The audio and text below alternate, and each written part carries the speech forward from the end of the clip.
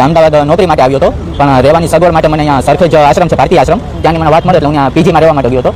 ત્યાં મને એક સંતની મુલાકાત થઈ હતી, જેનું નામ ઈકા બાપુ છે.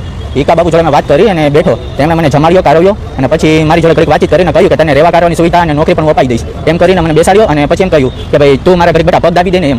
પગ દાબવાનું કહી અને મને એના રૂમમાં લઈ ગયા અને રૂમ પછી અંદરથી લોક મારી દીધો અને પોતે આખા કપડા ઉતારીને નગ્ન અવસ્થામાં થઈ ગયા હતા. અને મને તો કહ્યું કે તું તારા કપડા ઉતારી નાખ. તો શરૂઆતમાં હું બહુ ગભરાઈ ગયો હતો કે ભાઈ મારે તમે સંતો બાપુ, મારા કશું નથી કરવું. તો મને પરાણે હાથ પકડી અને બેસાડ્યો અને મારી પાસે પરાણે કપડા ઉતારાવ્યા અને મને એમ કહ્યું કે કઈ વાંધો નહીં બેટા, સંતોની સામે શરમ ના હોય એમ કરી અને એના બેડ ઉપર મને સુવડાવી અને મારી પાસે અશ્લીલ કામ કરાવડાવ્યું છે, શરીરની માલિશ કરાવડાવી છે, હસ્તમેથુન કરાવડાવ્યું છે અને સાથે સાથે મને કહેતા રહેતા હતા કે આ વાત અત્યારે આપણી બંને વચ્ચે જ રહી જોઈએ, બહાર કોઈને કહેતો નહીં એમ. નકર અહીંયા કે આટલા કોન્ટેક્ટ છે, અહીંના ટ્રસ્ટી કે મુકેશ પટેલ છે, ખાલી એક ફોન કરે તો પણ કે તને ખબર છે હું થઈ જાય એમ. બધાના કોન્ટેક્ટ બહુ ઊંચા છે અને જો તું એક નથી, મને કહ્યું કે તારી જેવા કેટલાય છોકરા પીજીમાં રહે છે અને આવી સેવાઓ કરે છે એમ.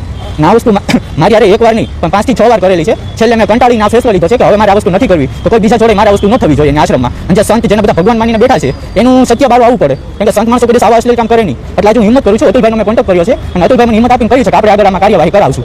એટલે હું અત્યારે પોલીસ કેસ કરવા આવ્યો છું. અમદાવાદ નોકરી માટે આવ્યો હતો, પણ રહેવાની સગવડ માટે મને અહીંયા સરખેજ આશ્રમ છે, ભારતીય આશ્રમ, ત્યાંની મને વાત મળે એટલે હું અહીંયા પીજીમાં રહેવા માટે ગયો હતો. ત્યાં મને એક સંતની મુલાકાત થઈ હતી, જેનું નામ ઈકા બાપુ છે. ઈકા બાપુ જોડે મેં વાત કરી અને બેઠો, તેમણે મને જમાડ્યો, કારવ્યો અને પછી મારી જોડે ઘડીક વાતચીત કરીને કહ્યું કે તને રહેવા કરવાની સુવિધા અને નોકરી પણ અપાઈ દઈશ એમ કરીને મને બેસાડ્યો. અને પછી એમ કહ્યું કે ભાઈ તું મારા ઘરે બેટા પગ દાબી દે ને એમ.